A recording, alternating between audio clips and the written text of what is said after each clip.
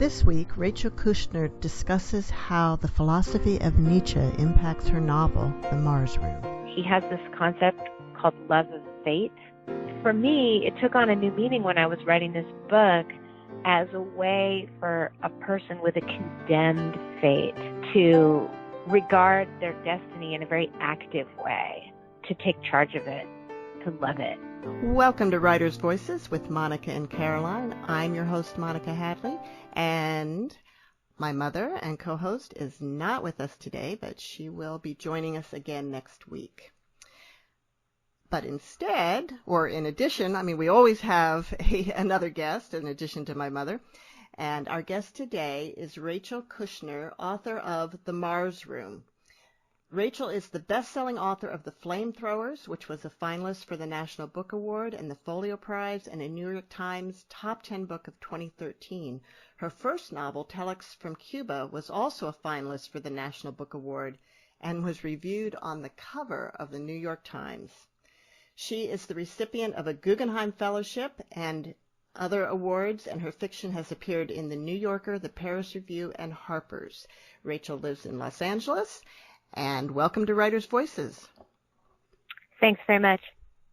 So, Rachel, how long have you been writing books? Well, I've been writing books since, the books I've written were in formation and then published. So it's not like I wrote other books that weren't published. I have the 3 novels, which you named, Telex from Cuba, The Flamethrowers, and then my new book, The Mars Room. My first novel came out in 2008.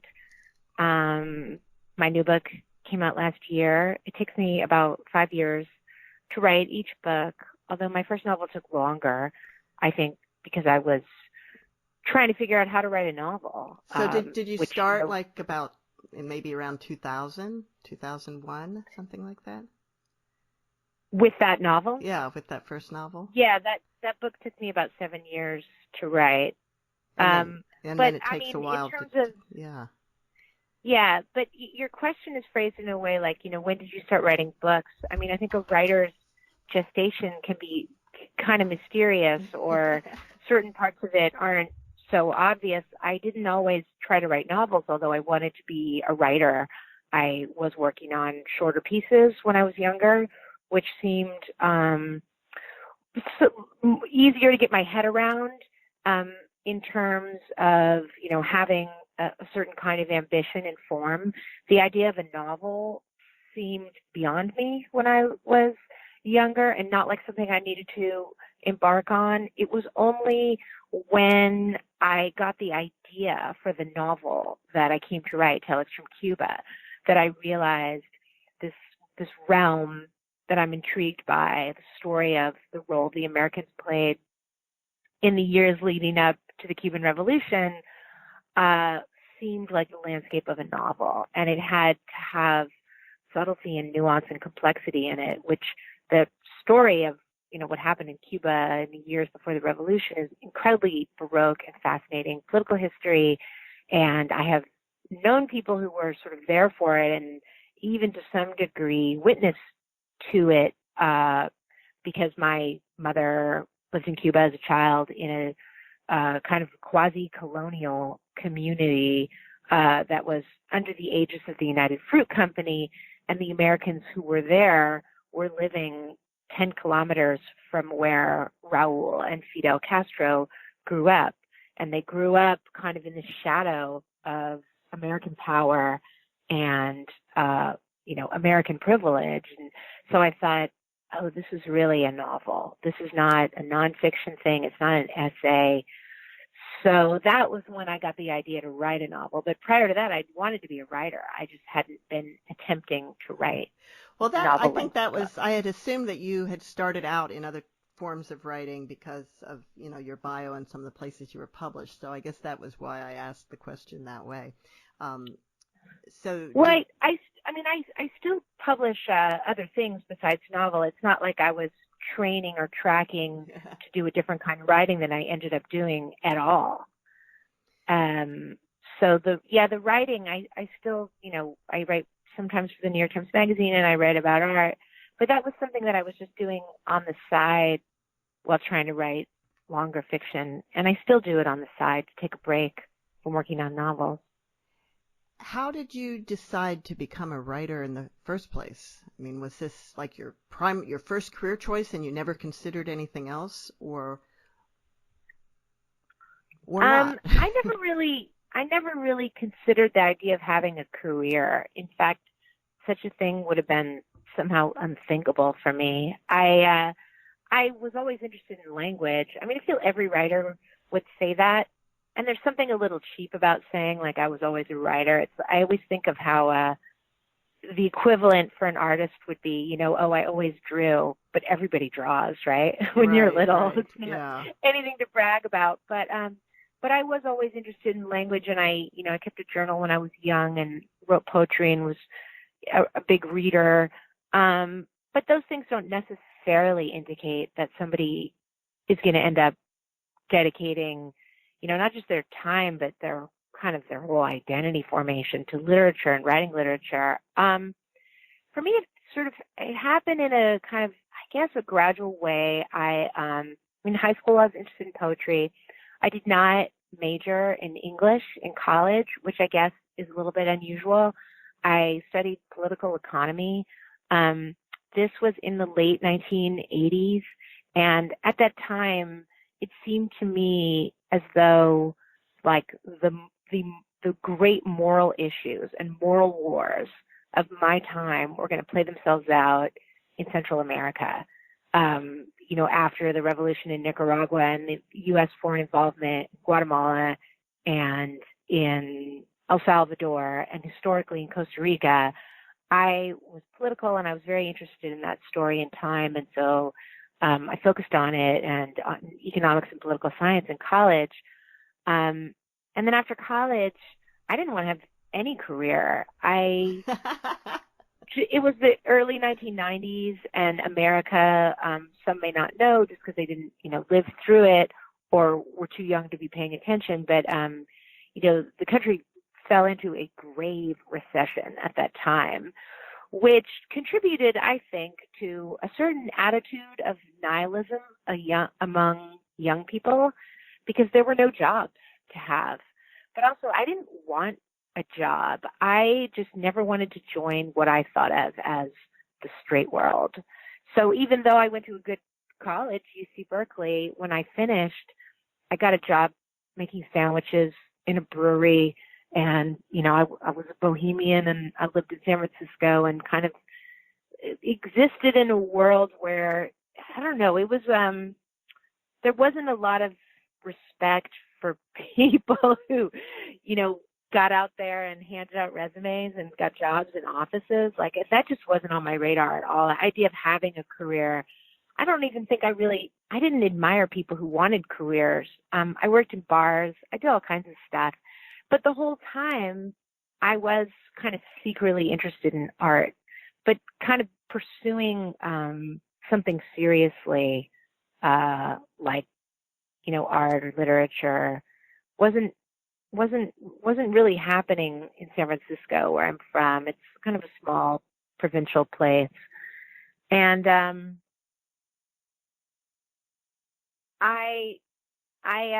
moved to New York City. Because I knew that was a place where you could meet other people who wanted to be writers and took literature seriously and be more kind of nakedly ambitious about your art.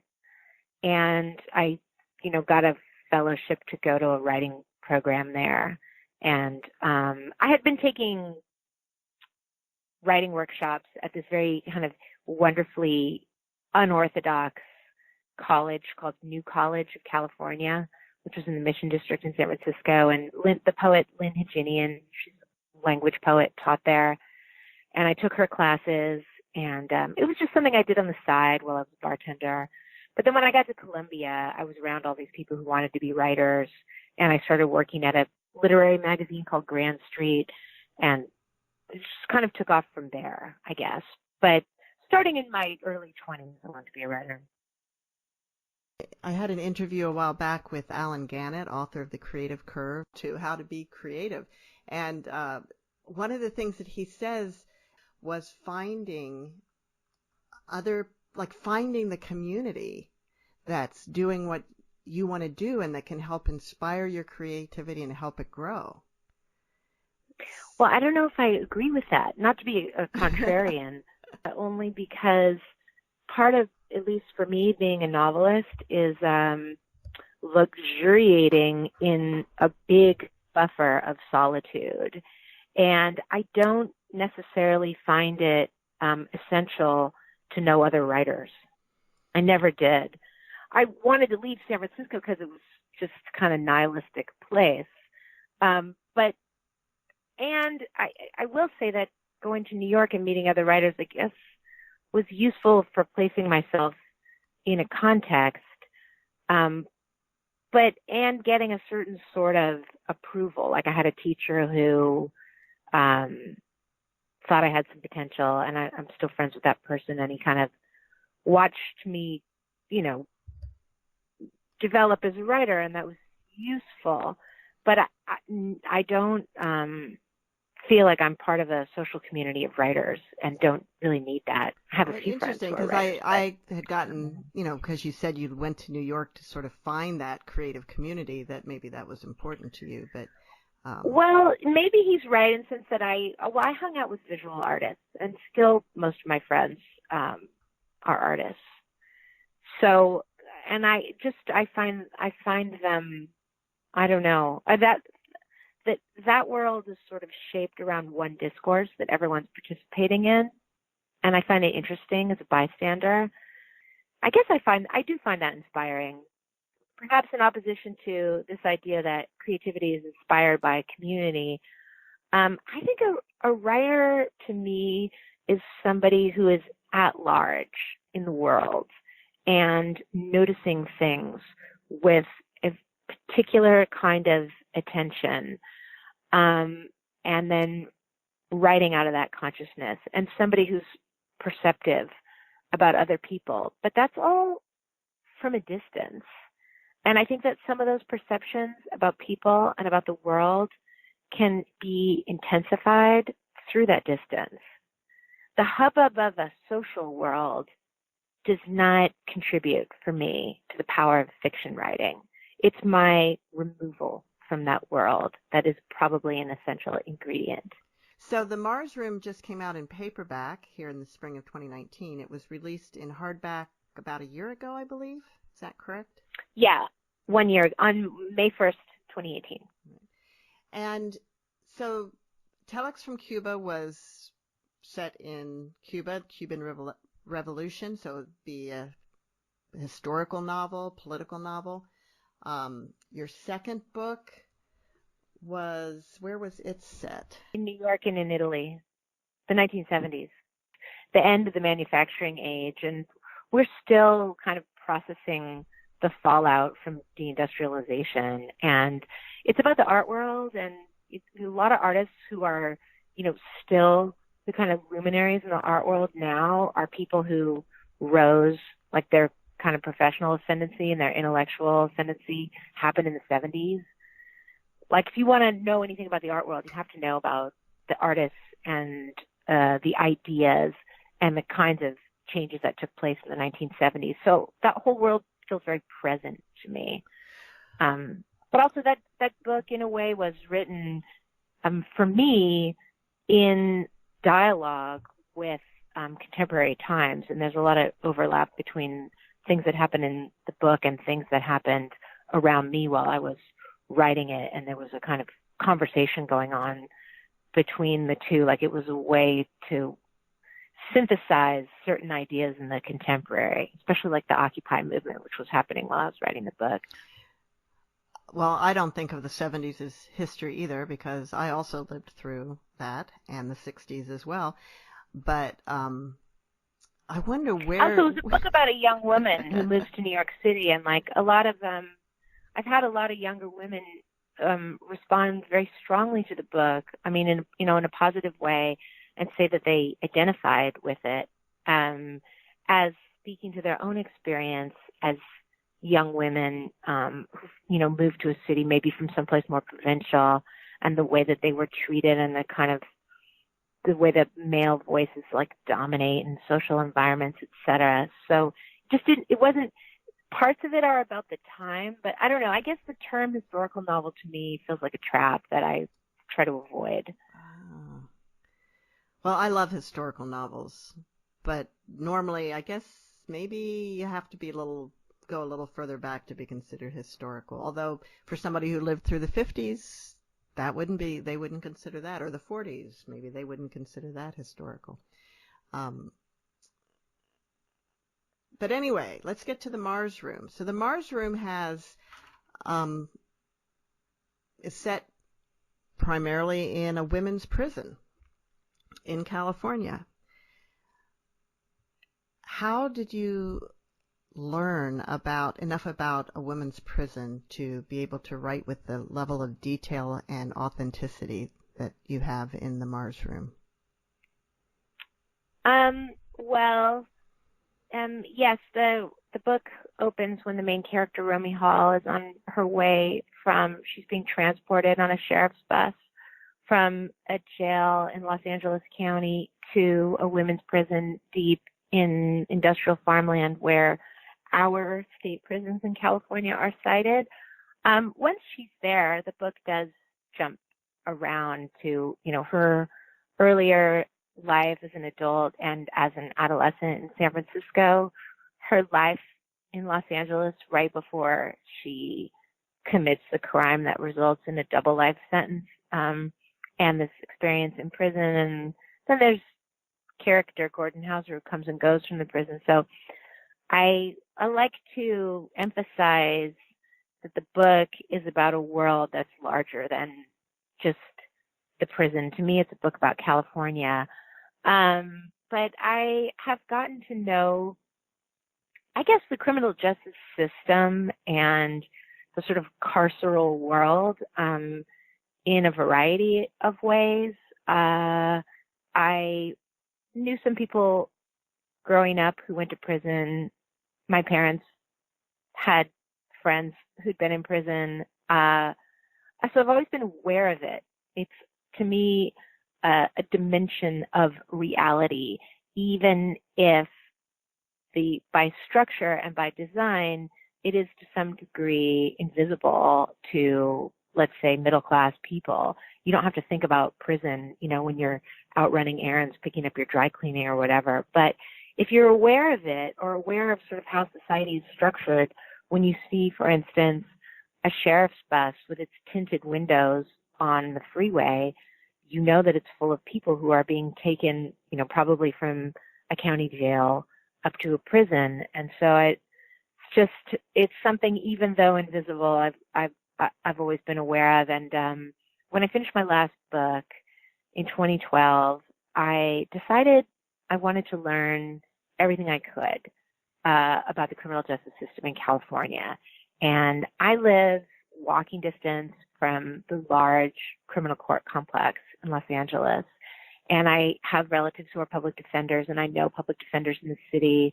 And people said, you should just go down there and watch arraignments. And this was not as a writer, but as a denizen of Los Angeles, curious about, I guess, if I could summarize two things.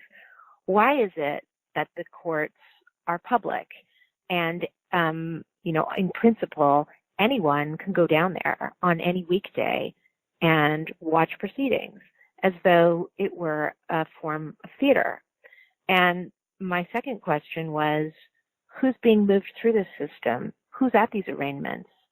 And who's attending them as support, friends and family, and who are the bailiffs? And just what is the scene like? And I had been reading a lot of Janet Malcolm, and I like the way that she will notice small details about bureaucratic procedure and kind of alight upon the richness of a particular detail. And the courts are full of that in Los Angeles. And I was really struck by what happens when the long theatrical process of a trial is over. The person, has a trial. They are, let's say they're convicted, then they are sentenced. And then they are, as the state parlance goes, remanded to state prison, at which point the theater is over and the invisible part commences. So they go to begin to serve their sentence. And they are no longer seen, and there's nothing public about it, but that person continues to exist. And what is their life like inside prison? And I began volunteering with a human rights organization that works with women in the large women's prison in California. It's called Central California Women's Facility, and got to know people there. And I was working with people. I still am quite a lot, actually, working with people in various capacities, either helping them with a commutation or to prepare for parole or doing mentoring with writing. I have all kinds of friends in prison, and they mentor me in certain ways as well.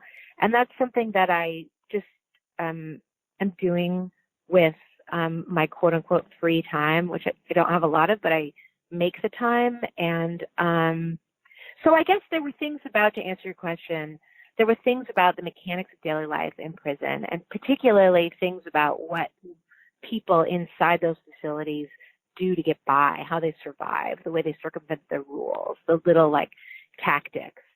There were things I would not have learned if I didn't have friends who were lifers who told me about things. But in terms of like what people think about and how they feel and the social environment and the way that people speak in prison, a lot of that is second nature. It's just common sense because I pay attention to people and how they talk. And I've known, a lot of people who started entering the criminal justice system very young from growing up. So in the book, in a way, I was paying homage to people I'd known and how they dealt with it, and some of them being quite funny, I guess, and self-sacrificing in the way they would, be willing to insult a cop or a prison guard at great risk to themselves. So, some of it is, I think, just has to do with paying attention to people over the course of a life. You're listening to Writers' Voices with Monica and Caroline, and our guest today is Rachel Kushner, author of The Mars Room. Rachel, this is actually a topic that I have a great deal of interest in. I started volunteering with a Toastmasters group in our state prison probably 20 years ago in Iowa, and befriended one of the inmates who is serving a life without parole from something that happened when he was 19. And under a sentence, the felony murder rule, which you might be familiar with, but most people are not. Yes, I am. Yeah. And California just recently eliminated and made retroactive the elimination of the felony murder rule. Now, the Iowa Supreme Court eliminated that when it was a single act that the charge was made on, both the felony and the death were the result of a single act. They eliminated the felony murder rule, but they did not make it retroactive, and there have been multiple court cases, and they continue to refuse to make that. They ruled it unconstitutional, but if you're already in prison for it, tough luck. Wow. Yeah. Well, that's fascinating that you mentioned, and I'm so glad to hear that you also are involved with prison work there in Iowa. Then I mean, knowing people who have, I also am close to people serving sentences of life without possibility of parole. And in one case, a young woman who doesn't have life without only because the judge couldn't give it to her. So instead, because it would have had to have been a special circumstances murder, so-called. So instead, he gave her 2 life sentences, and as he specified at the sentencing hearing, not to be served concurrently, plus a 6-year enhancement. And she committed her crime when she was 15 years old. Oh my gosh. And is now 31. And it's an entirely different situation than the narrator of my novel, The Mars Room, but I gave my narrator exactly that sentence. Kind of, I don't know, it just happened, but also thinking of my friend Christy, and the idea of not to be served concurrently is, it's haunting, and it led me to spend years thinking about the strange plasticity, if you will, of the life sentence, because you could live for 44 days only, and yet you would have fulfilled your commitment to the state to pay back for the harm you've committed. Or you could live for 80 years and still you would have fulfilled your commitment to the state. It's kind of incredible. And the idea that some crimes, the justice system effectively believes you need to live twice in order to fulfill your commitment to the state and pay back for the harm you've committed. But, and this is maybe getting into the weeds, but about the felony murder rule, I completely believe that if somebody was young and, had been led astray by various causes and ended up in a situation where, let's say, they're riding along with somebody who, does a drive-by and they weren't even handling the murder weapon, etc. Like, yes, that person should not be charged with murder. But I also think that people who did handle the weapon and did pull the trigger should equally be given a chance to be rehabilitated. Yeah. So I don't believe anyone should be serving life without possibility of parole. And most countries in the world are not putting people away for that long of a period of time. In Spain, the average sentence for murder is 7 years. And actually, it turns out that that's enough time for people in Spain to think about what they've done and figure out how they're going to live when they get out of prison. So the idea that in the United States, some people just need to think permanently and then die in prison, I don't see how that's rehabilitative. Well, it seems to me that the rehabilitative functions of prison were sort of left by the wayside a long time ago. Yeah, I know. I think that's right. There's very few educational opportunities anymore, at least in the state prisons here in Iowa. Yeah. And they're not, the inmates are really not, you do get some good wardens who will do what they can to try and provide rehabilitative opportunities, but sometimes there just aren't any, and there's so much. There's so much we could talk about here, because one of the first things you said is that you were aware of this from a young age. I was not. Prison was something that happened to other people, not people that I knew, and I think there's a lot of people out there who think if someone's in prison, whatever they did, they deserve what they get. They're really thought of as other and of less than human and not deserving of any kindness. And it's even sometimes hard for me when to talk to somebody about the fact that I have this friend that I'm helping in prison, because there's this connotation of, oh, he's pulling a con on you. Right. Or it can just be a conversation stopper. Yeah. I don't know if you've experienced that. Like, people don't want to hear about it. It's not nice, quote unquote, and they want to think about nice things, which is not at all to, like, indict middle class people. I understand. It's not nice. Yeah. But there's some way that you can just live your life and not really have to grapple with that world. And I think that once you kind of undergo a transformation where you decide to make these disappeared people, these invisibilized people, a part of your life, even if you do live like a normal kind of, I guess, middle class existence, which is blessed by the great privilege of not having to go to court and not being arrested or go to jail or prison. I think a richer life can be had in dialogue with people that the state has decided, are not meant to. I don't know what sorry, it's not making much sense, but that I wanted personally to form a life that included people that are sort of erased visibly. Right. And I think maybe part of what you were from bourgeois life. Maybe part of what you were saying or trying to say too was that like if I do tell people about this, and some people will be like, "Oh, isn't that wonderful what you're doing? Because and I do rely, even though I'm not particularly religious, the Bible, the New Testament talks about visiting prisoners as one of the main ways to express Christianity. And so they'll say, "Oh, you're doing this wonderful thing, aren't you wonderful?" But I'm getting something out of it too, out of this relationship. Right. And because these people in prison do have something to offer.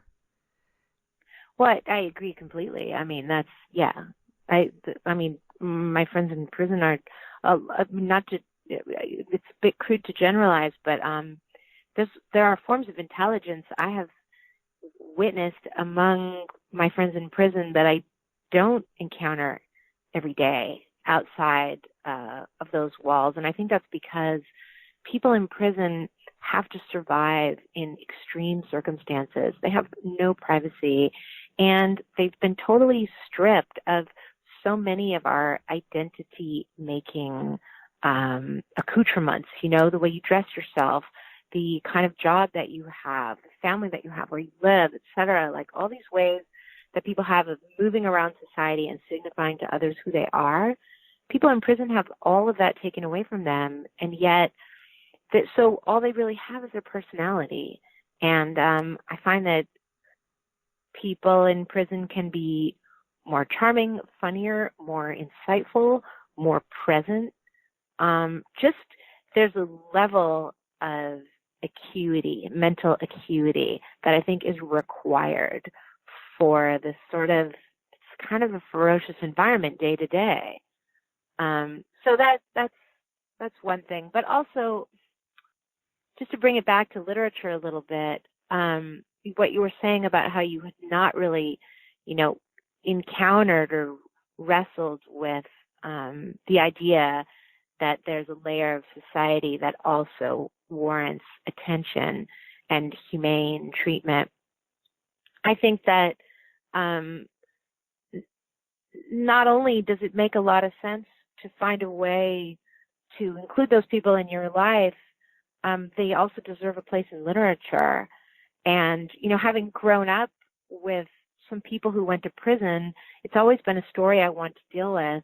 But I was surprised when The Mars Room came out at how many people asked me about the research I did.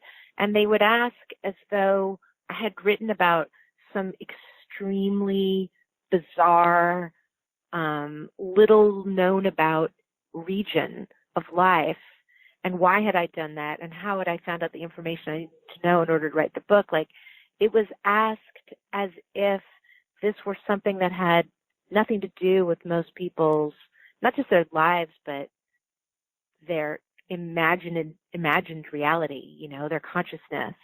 But for a lot of people, the criminal justice system takes up a huge part of their lives. And that can be because they've been subjected to it as a defendant, or it can be because they work in a prison, which if you grow up working class in the Central Valley and are of modest educational background, there's not a lot of options in terms of what you can do with a high school diploma. You can join the military or you can work in a prison. And then, people who work as lawyers, people who work in the courts, it's a huge part of California. We have a giant criminal justice system. And now the people who've reached out to me whose lives are like the lives of some of the people in my novel, that's been really rewarding for me and reminds me that it is a world that deserves a place in literature. And if somebody thinks this world, is far away from them and strange, then their life is a bit small, as opposed to my life being, dedicated for the 5 years I wrote that book to some niche subject that is obscure. It's not obscure.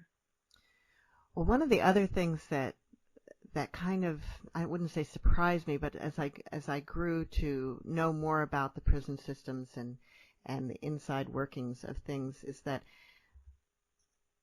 I think maybe I had this feeling before that if you go to life in prison, your life is wasted. If you get a prison sentence, it's like the worst thing that could possibly happen. It's horrible. Your whole life is a waste. And yet you can actually live a life of value as an inmate. There are many opportunities to help others as an inmate. There are many opportunities for friendship, and to be a good person and to grow. Yeah, well, I mean, I had no message with this book. It's not like I'm trying to say anything in particular, and certainly nothing uplifting, God forbid. But, people find ways to be vital and to crack open vitality wherever they are, even prison. And I've found my friends in prison to be capable of incredible humor. So that was really important to me, to sort of try to create characters and scenes that had that kind of humor activated in them. And I actually think it's the funniest book I've written. But also, you can make a life with meaning anywhere. Does that mean I think that prison is of value for people?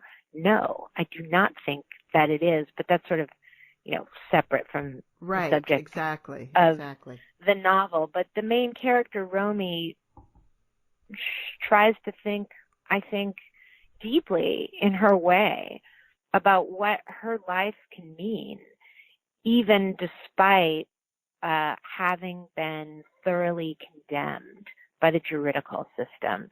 So if you're given a life sentence, what can your life mean? And that sort of comes up very dramatically at the end of the book when she's thinking about her son and everything that she says. And I really relied on my own reprisal of certain ideas of the philosopher Nietzsche. He has this concept called love of fate. And for me, it took on a new meaning when I was writing this book as a way for a person with a condemned fate to regard their destiny in a very active way, like to take charge of it, to love it, even despite it having been set upon them so that it's originally something passive, like to turn it around and claim it and then do something with that claim. Before we run out of time, let's hear a little bit from the book. This is a scene when the narrator, Romy Hall, is first arriving at a prison in the Central Valley of California. It's a women's prison, and she arrives alongside a person named Conan, who is a transgender man. They gave us one-size-fits-all polka dot muumuus and 3 sizes fit most canvas slippers. Even big and burly Conan was forced to wear a muumuu. He threw his shoulders back to show the cops the muumuu was too small. "I need pants and a shirt. I can't wear this. It ain't right, Sarge." He kept raising his arms. "It's too tight in the shoulders." Lieutenant Jones said, "What are you planning to do in it, ma'am? Conduct an orchestra? Shut up and put your arms down." The muumuus made me think of that expression, lipstick on a pig. No woman should be compared to a pig, nor made to wear the garment they gave us, and no Conan either. We were chained to a bench in a hall, waiting to be interviewed in a little concrete room about drug use, sexual history, mental health, and whether or not we had gang affiliations or enemies currently serving time at Stanville. After several hours of this, they gave us each a bedroll and a California Department of Corrections Offenders Handbook, as well as a 40-page guide to the California Department of Corrections Offenders Handbook. Conan wondered out loud if we would also be getting a guide to the handbook. "The failure to report a rule violation," Conan said in a nasal voice, is also a rule violation. The failure to report a rule violation of a failure to report a rule violation is another rule violation. Lieutenant Jones said, not even 6 hours in prison, and you just earned your first 115. I figured she was being sarcastic, but she went over to the cop shop and started writing him up. Some of the girls laughed and snickered that Conan was getting written up. You'd think we would band together. Even our ragtag crew from the transport bus. With all 60 of us, we could have subdued the 2 cops easily enough, hijacked that vehicle, and gone to Mexico. But there was no cooperation. Just people eager to see others fall under the hammer they suffered under themselves. Jones read the guide to the handbook and then the handbook itself. There were rules about everything, appearance and thoughts and letters and language, food and attitude and scheduling, tools and implements and use. Many instructions on who not to touch, anyone, or where, nowhere, and certainly no fornication was allowed. What is fornication again? Conan asked. It's just fucking, right? Jones began deciphering for us loudly the signs in the day room, since we were all presumed dyslexic or illiterate. The signs all began the same way. Ladies, report to staff if you have a staph infection. Ladies, no whining. Ladies, out of bounds results in an automatic 115. The warning shots sign was more blunt. No warning shots in this area. The clock on the wall had a red wedge from 5 minutes to the hour until 5 minutes past the hour. This was for the women who could not tell time. Jones explained the red wedge. All you need to know, she said, is when the big hand is on red, room doors are on unlock. Everything in prison is addressed to the woman for whom the red wedge is painted on the clock face, the imbecile. I've never met her. Plenty I have met in prison cannot read, and some cannot tell time, but that doesn't mean they are not shrewd and superior individuals who can outsmart any egghead. The imbecile the rules and signs are meant to address is nowhere to be found.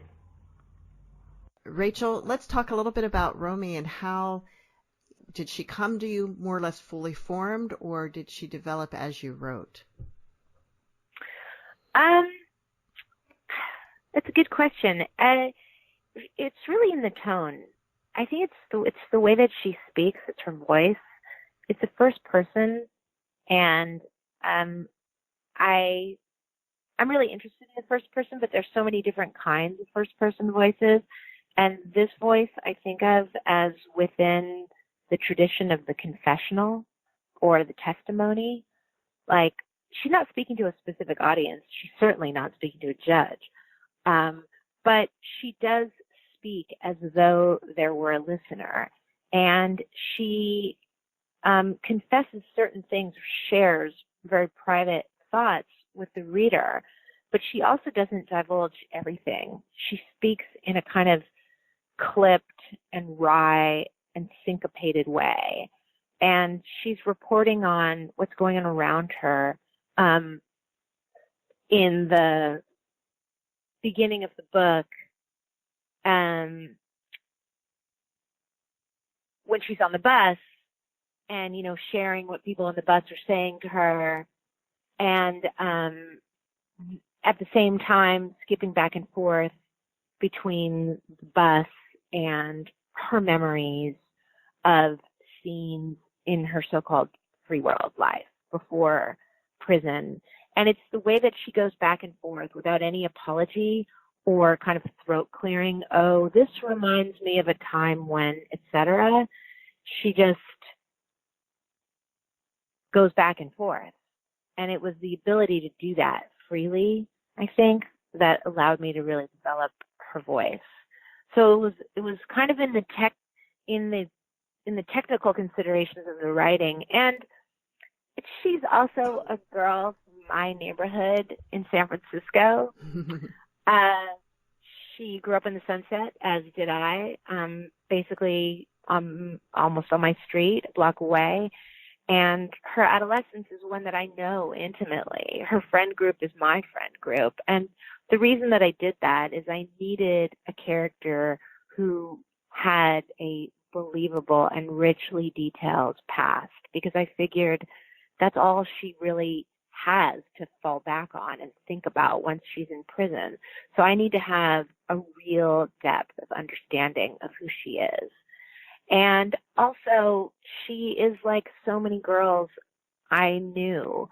And although what happens to her and that she does, the crime she commits, is somewhat extreme, it's plausible to me. I could see it happening because I knew scenarios like it. She works in a club, the Mars Room, which is based on a real club, which was Market Street Cinema. And the way this guy starts paying obsessive, unwanted attention to her is very believable to me.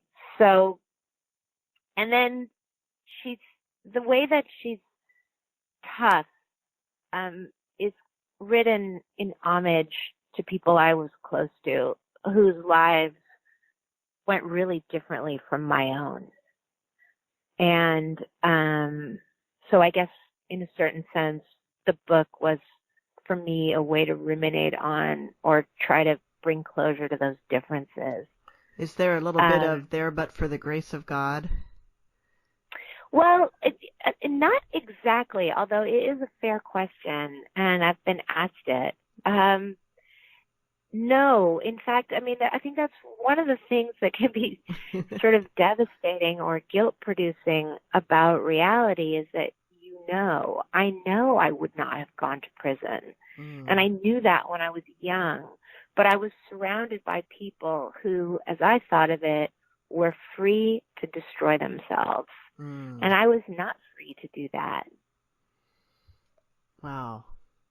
Well, tell us, Rachel, a little bit about Gordon Hauser and his role in this book and also, the whole Kaczynski element.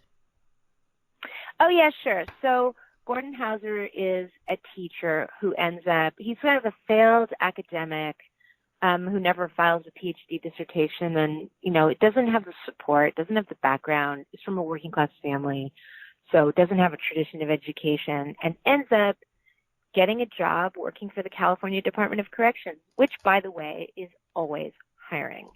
So he ends up teaching English in the women's prison where Romy is serving her sentence. And the women in his classroom kind of humiliate him, and he knows it and is interested in that process of humiliation because it's kind of like an educational formation for him.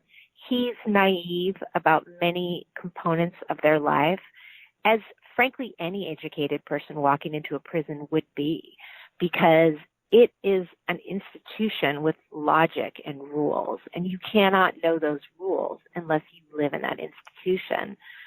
So, but of course he's much more educated than they are, and I wanted to have a character like Gordon who would be coming and going from the prison and could tell the story of what it's like to go in and have the rules be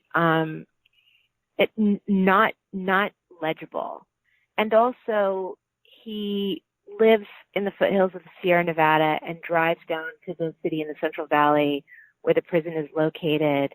And to me, this is a part of the story. And although Gordon and I have really not very much in common at all, I drive regularly to these prisons in the Central Valley and seeing them. And for instance, like when he first drives to the prison, he sees in the middle of these night black industrial farmland fields, he sees this bright light, like daytime, sodium orange lights. And it looks like, I don't know, an oil refinery or some kind of factory. And why is it at full operation, at 1 a.m? But he knows that it's the women's prison, just as when I see those lights off the Highway 99, I know it's the prison, and it's just a part of the story of California, the geography and the truth that can be found in these geographic features, the built landscape and the natural landscape. And so Gordon is kind of there to provide that dimension of the story, which to me is essential to understanding the whole. Mm. And his sort of interest in Kaczynski? Yeah, so Gordon was writing a dissertation on Henry David Thoreau and Walden, and jokes to a friend of his when he ends up, kind of taking a step down in his career ambitions by, instead of becoming a professor, working in a prison. He sends a friend an image of the cabin he's going to rent and says, it'll be my Thoreau year, because he signed a 1-year contract at the prison. And from what I understand, that's the kind of parlance that's used by, kids who go to nice Ivy League colleges, and then they take a year out in the woods and call it their Thoreau year. And he's calling his year working at the prison his Thoreau year. And his friend looks at the picture of the cabin that he's rented and writes him back and says, your Kaczynski year, which, as we know, Henry David Thoreau lived in a cabin at Walden, and Ted Kaczynski lived in a cabin in Montana. And I have a friend, he's an amazing filmmaker named James Benning, who had made this artwork, which is comprised of, among other things, exact replicas that he built of Thoreau's cabin from Walden and Kaczynski's cabin from Montana. And it was a complex undertaking of comparing those two people who ultimately are quite different and yet do share certain similarities, which might be summarized as their interest in solitude, nature, self-reliance, and fourthly, the technological destruction of the world. But they go in different directions with it. And Kaczynski went in a very dark direction. My friend James Benning owns Ted Kaczynski's diaries. Somebody else purchased them for him at the FBI auction, the proceeds of which, I should say, went to the victims of Ted Kaczynski and their victims' families. But the diaries are really quite interesting in the way that they go from this more Thoreauvian account of surviving in the woods, eating porcupines, drying meats for the winter. They go from that to anger at, for instance, the snowmobilers, a few miles away in the winter in Montana, and how profoundly he feels his autonomy is infringed upon by these snowmobilers. So nature for Ted, if I may be on a first-name basis with him, is not necessarily a solution to the problem of the human, although he hoped that it would be that. But he gets so angry that he breaks into the snowmobiler's cabin, trashes all their stuff, sets their snowmobile on fire, and empties out all their bottles of vodka. As a friend of mine said, he's serious when he emptied out those vodka bottles.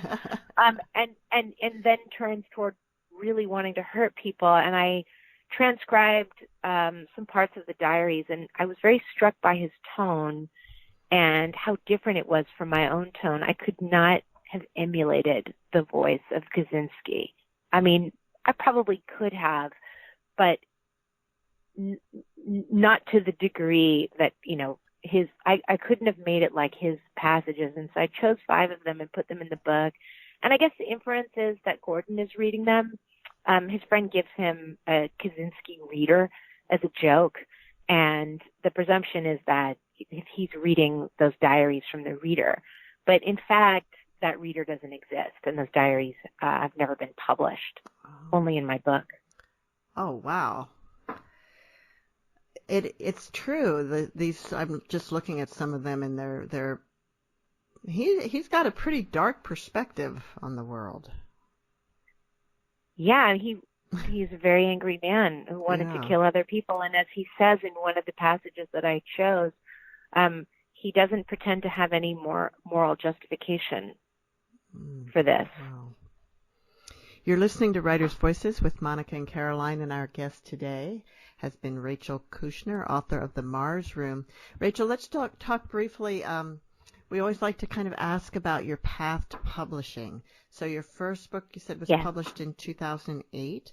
And was it, did you have a normal first novel struggle to get published, or did you have one of those lightning only strikes once events? I would say I have been pretty fortunate, knock on wood, all the way along. I had been in contact with an agent before I wrote the book, and she said to me, get in touch with me when you're finished. But it took me so long to write the book that by the time I was finished, I assumed that she would have forgotten all about me. And her name is Susan Gollum. And when I finished the book, I called her and was trying to explain who I was and remind her that she had agreed to read it. And she said, oh, yes, of course. She's like, where have you been? And I said, it took me a lot longer than I thought it was going to, and I couldn't rush the process. And I worked with her. She's a really great editor. I worked with her on revising the book so that by the time she submitted it to editors, it was very close to what was published. It was really almost what was published. And so she wanted, to send it out with a very strong vote of confidence. And Susan is a great agent and had editors who were willing to read manuscripts that she submitted quickly, I think. Wow. So she got responses very fast, within a week. And then I ended up working with Nan Graham, who is my editor at Scribner, who's an amazing editor. She's also a publisher, so she has a very kind of anchored position within the publishing house where she works. And I really liked her, and I felt she appreciated me and my sensibility, and the book, of course, but also seemed like a very old-fashioned editor in the sense that she signs on with the writer and not just with that project. So I ended up working with her, and I'm still working with her and my agent. That's fantastic. Congratulations. While you were writing, spending those many years writing that first book, were you confident that you would be able to publish? No. Oh. I mean, I had no reason to be confident because you just don't know, I think. Wow. And the novel is such an inchoate, if I may use a kind of fancy word, it's a process where you're in the dark and you're in profound doubt. And I think that that's a necessary part of the process. It's not paint by numbers, right? You don't write an outline and then just complete each bullet point. You have to undergo a set of transformations that you couldn't have predicted, and yet, as the cliche, is rounded out, and yet comes to feel inevitable.